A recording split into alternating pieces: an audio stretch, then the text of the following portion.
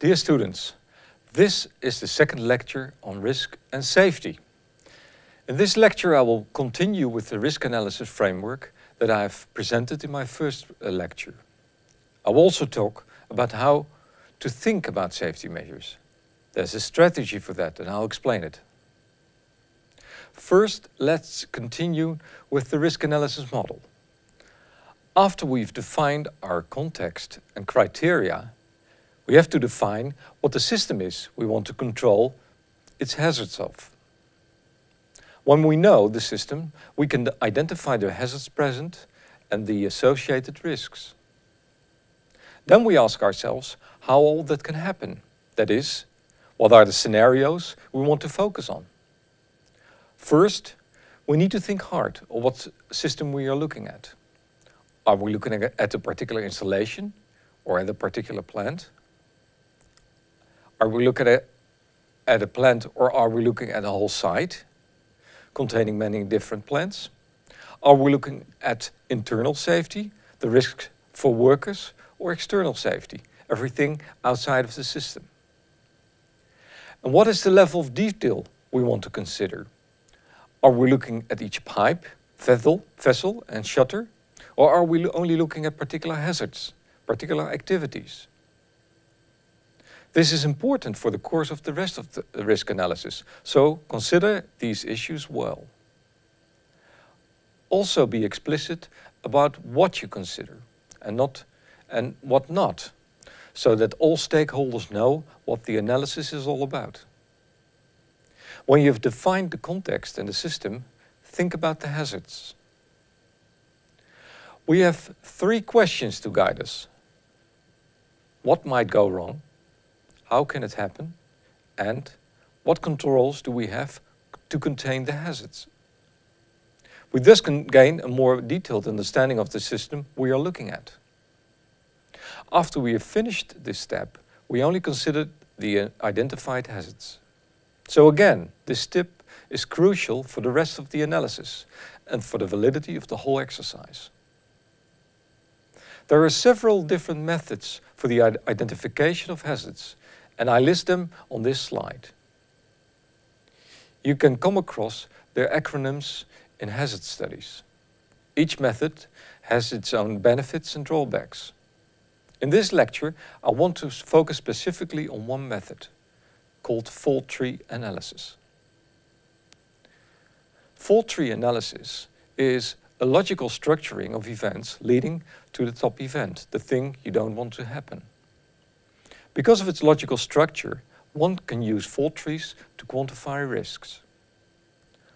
Although it has a particular event as its top event, you can use the fault tree for events that haven't happened yet. So, for instance, in a prospective way. In a fault tree analysis, one starts at the top event and works further down the tree to a point where you decide to stop. However, theoretically, fault trees can go on without end. Let's take as an example a room that has 2 lights in it. We enter the room and the lights don't go on. Our top event is a dark room, and we can think of 2 reasons why this is the case. There's a power failure, or the 2 lights are broken. Notice the little symbol that connects the 2 sub-events to the top event. This is called a gate, and in this particular instance, it is an OR gate. This means that only one of the sub-events is enough for the top event to happen. There is also an AND gate, which has a straight bottom. This means that both sub-events are necessary for the top event to happen. However, in our case, we have an OR gate. Let's now take a look at the system as we discussed previously. We see a simple circuit with a power source, a fuse, a light switch and 2 lights. We already have tried the switch, but the lights didn't go on. We can now finish our little fault tree. Because both lights don't go on, they must be both broken, hence the AND gate. However, we also have a problem with the power. We can also have a problem with the power supply. Here we have 3 sources: the fuse, the switch and the source. They can all be broken, and each one of them is sufficient to cause the fact that we don't have any light in the room, hence the OR gate. This small example makes a few points very clear. We need to define the context and the system clearly. We can also include the power supply of the whole street or the whole neighborhood. We can also include many other ways in which the power supply can falter. These decisions are important for our analysis. Finally, we can add probabilities in the tree if we know them. What is the probability that a fuse burns out or a light breaks down? There are generic tables for that. By using particular mathematics, we can calculate the probability that I enter a dark room where there are two lights. The fault tree also makes the notion of a scenario clear as a particular path through the tree. Interestingly, we can combine two fault trees at their top events and put them on their side, like in the next slide. We then have a picture that vaguely resembles a bow tie. We also call this tree a bow tie. A bow tie only contains OR gates, and it's mostly used in a qualitative way with no probabilities. A bow tie has a left-hand side, in which all events are ordered that lead up to the central event, and a right-hand side, in which all events are ordered that result from the central event. On the left-hand side are the causes. On the right-hand side, the consequences. The central event is often defined as a loss of control. We have some particular hazard and it has gone out of control. This doesn't mean that something bad has happened. However, something unwanted has happened, but often we still have time to do something about it. In the next step of our risk analysis, we look at the consequences. We often define consequences in terms of fatalities, injuries, or money. We have to agree on the denominator, otherwise we compare different things. Moreover, what is our time frame? Large accidents bring along consequences that go well into the future. Fatalities often have a large impact on, for instance, families or companies. How to take account of that? To answer these questions, one needs to have expertise pertaining to the domain studied. If we want to make life a bit easier, we can classify consequences into a limited number of categories. This is what companies often do. In this particular example, 4 loss categories are defined: minor, critical, severe, and catastrophic, for 3 different target groups: the plant, the environment, and plant personnel. For each category, a short description is given. There are lots of such matrices, and they can be used for a discussion about losses and target groups. Please note, there are many scenarios associated with these consequences. After we thought about the consequences in our risk analysis, we think about probabilities. This is not a necessary step. You only do this when you want to quantify things. Here I give 3 examples of how you can express probabilities. As has been said before, it should be clear and agreed upon which denominator to use. It is also important to know the level of detail of the analysis and the type of consequence one wants to quantify. In the next step, we identify scenarios. When we quantify them, we can easily rank them in terms of probability, as happens in this table. We then can decide which scenarios we want to approach in a deterministic way, that is, to prevent them altogether, and which ones in a probabilistic way, that is, preventing them with a certain probability. We might want to do sensitivity analysis as well, to see if our analysis makes enough sense. We can take a closer look at our data sources, for instance. Did we take account of the variability present in our system? Did we capture all factors, relationships? How about the quality of the data we have used? We can also look more closely at our analysis. what happens if our input variables change, or the relationships that we modeled. In each model, we need to make assumptions, and we need to know what happens if our assumptions are wrong. How does the risk increase then? We continue in our model with the sixth step, the risk assessment. Again, we can make life more simple if we work with classes and categories.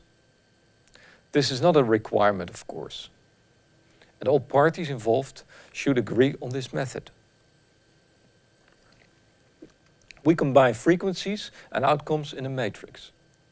In this particular matrix, we distinguish 5 frequency categories and 4 outcome classes. We now can label each cell with a particular outcome and an associated frequency. In the next slide, I show a particular matrix that is used in the chemical industry. Here we have different probabilities associated with different consequences for different targets. We also have 5 classes of severity. The colors in the matrix often indicate what will be done about the risk. Some risks in this matrix are accepted, whereas others are prevented to a certain cost, or they are insured. This is made more clear in the next slide. We have 4 risk colors, ranging from red, meaning the changes have to be made in the design before production will continue or start, and dark green ones, which are considered to be negligible or can be handled very well with the present measures. The most interesting ones are the colors in between, the light green and yellow colors. What is yellow and what is green can change due to new insights and technology. Or maybe something has happened which has deemed this risk more severe. This has happened to the area labeled 4A. It has changed from light green to yellow. In deciding what color each risk class will get, we often use the ALARA principle. It demarcates the border between what is acceptable, tolerable, and unacceptable or intolerable. The red-colored risks are approached deterministically, so they should be excluded or well insured. What is tolerable is determined by costs or practicality. This can change, of course, and it is the subject of negotiations. Now we've come to the last part of this lecture, safety measures. The next to last step is the treatment of the risk. Here is where safety comes into view. Basically, we have 4 possibilities: risk avoidance, risk reduction, risk transfer, and risk acceptance. These measures are illustrated in this picture. We can avoid the risk completely and carry the crocodile away. We can keep a safe distance from the crocodile. We can put the crocodile in a cage. And finally, we can put on protective clothing. Haddon was a medical doctor who thought about all possible strategies and ranked them in order of effectiveness. Elimination of the hazard is the most effective, followed by lowering the hazard source. We can then prevent the release of the hazard, followed by modifying the release. Haddon thus defined 10 different strategies, with the last strategies pertaining to coping with the consequences in a particular way. Interestingly, we can also project Haddon's strategies on the bow tie discussed earlier. We also have the time before control is lost and after control is lost, coping with the consequences. So we can try to avoid, reduce probabilities, consequences, transfer, the risks, for instance by insuring them, or live with them. Before I finish this lecture, I want to add another nice and simple model to help our thinking about risk measures. This model is called the hazard barrier target model, and it describes the situation we often find ourselves in. There is some hazard that is a possible threat to some target, but which is protected by one or more barriers. Barriers can be all kinds of things. They can be physical, or procedural, or a combination of both. The barriers prevent the unwanted energy flow from reaching the target.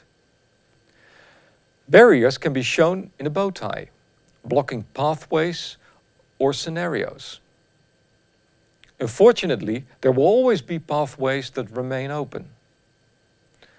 They are exposed when an accident happens or when a terrorist attack succeeds. So risk analysis never stops. It's a continuous process. We also need to be alert constantly. Systems change, modifications are made, practices change, and we need to take account of all these changes. Accidents happen, and we need to learn from them. Also, our knowledge increases, and thus the ALARA principles we applied previously will change with them. This brings me to the end of the second lecture. Thank you for your attention.